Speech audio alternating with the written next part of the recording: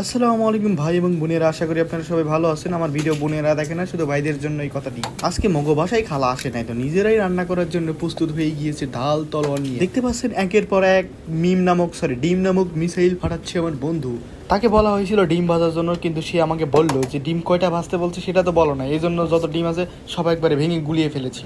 বন্ধু ব্যাকগুনের ডাক দিয়ে বলে একটা ডিমের দেখো কতটি ডিম হয়েছে, মানে কয়টা কুসুম হয়েছে।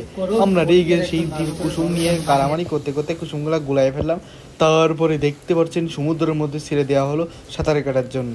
সে ভালোভাবে রক্ষণাবেক্ষণ করছে যে এদের ভালোভাবে অক্সিজেন কাজ করছে কিনা এবং প্রয়োজনীয় সরঞ্জাম দেওয়া হয়েছে কিনা। কিন্তু উলট পালট করার পরে দেখতে পাচ্ছি নীলের আগে ফুলতেছিল। আসলে ডিম বলে কথা। তাদেরকে বিদায় দেওয়ার জন্য আমার বন্ধু পেঁয়াজ মরিচ কাটা শুরু করেছে। আর অন্যদিকে ডাল সমুদ্রের পানিতে তলিয়ে যাচ্ছে, বাঁচার জন্য হাজার চেষ্টা করে বাঁচতে পারলো না। শয়তানি ফাজলুমো অনেক হয়েছে, আর করবো না। যাই হোক, আজকের মেইন ঘটনা হলো আমাদের বাসায় খালা আসে না, তাই আমরা নিজেরাই রান্না করার জন্য ঝাঁপিয়ে পড়েছি। বর্তমান দেশের যে অবস্থা, আগে থেকে নিতে হবে ব্যবস্থা, পরে বউ আসে বলবে যে নারী পুরুষ সমান অধিকার, এবার তুমি আজ থেকে রান্না করে খাওয়াবা, এই জন্য আগে থেকেই প্রস্তুতি নিচ্ছি। দেখতে পাচ্ছেন মশলা বাটা, পেঁয়াজ বাটা।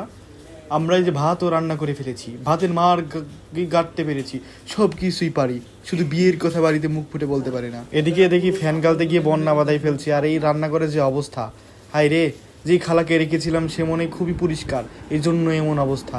এই দেখতে পাচ্ছেন আমার বন্ধু 6টা ডিম দিয়ে একটা ডিম বানিয়েছে। এই ডিমের পোস্টমর্টম করার জন্য আমাকে দায়িত্ব দিয়ে হয়েছে, এই জন্য আমি ভালো করে একটা চাকু নিয়ে আসলাম এবং একে পিস পিস করে সুন্দরভাবে কেটে নিলাম। প্রথমে ভাবছিলাম জন্মদিন কেক হিসাবে কাউকে গিফট করব, কিন্তু এটা কাঁচা ডিম, খাওয়ার পরে সে হয়তো পৃথিবী থেকে হাসি মুখে বিদায় নিয়ে চলে যাবে। আপনারা যত পারেন আমাদের মতন ঝাল খান, কিন্তু কোনো মেয়ের ছলনায় পরে ছেঁকা খেয়েন না। দেখতে পাচ্ছেন আমার বন্ধু রান্না করতে করতে কি সুন্দর ঘেমে গোসল করে উঠেছে। আপনারাও আমাদের মতো খাবারের স্বাদ বাড়াতে চাইলে বেশি পরিমাণে লবণ দিবেন, দরকার হলে এর মধ্যে 1 কেজি 2 কেজি যা পারেন, যত লবণ দিবেন তত স্বাদ। রান্নাঘরের ভয়ানক অবস্থা মনে হচ্ছিল আমাদের উবাইদুল কাকুর যত দলবল ছিল তারা সবাই, মানে এই ঘরের মধ্যে মনে হাজার হাজার মানুষ থাকতো।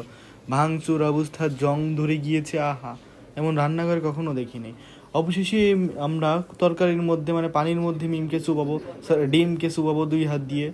বারবার মিম বলে ফেলছি, ওগো মিম বললাম না, তোমার কারণে আমি খাচ্ছি ঘন ঘন ডিম। ওগো মনও দেখতে পারলা, এটা হলো বরিশালের রান্না, এটা খাওয়ার পরে আপনার 2 চোখ দিয়ে পানি আসবে, আপনি করে দিবেন কান্না।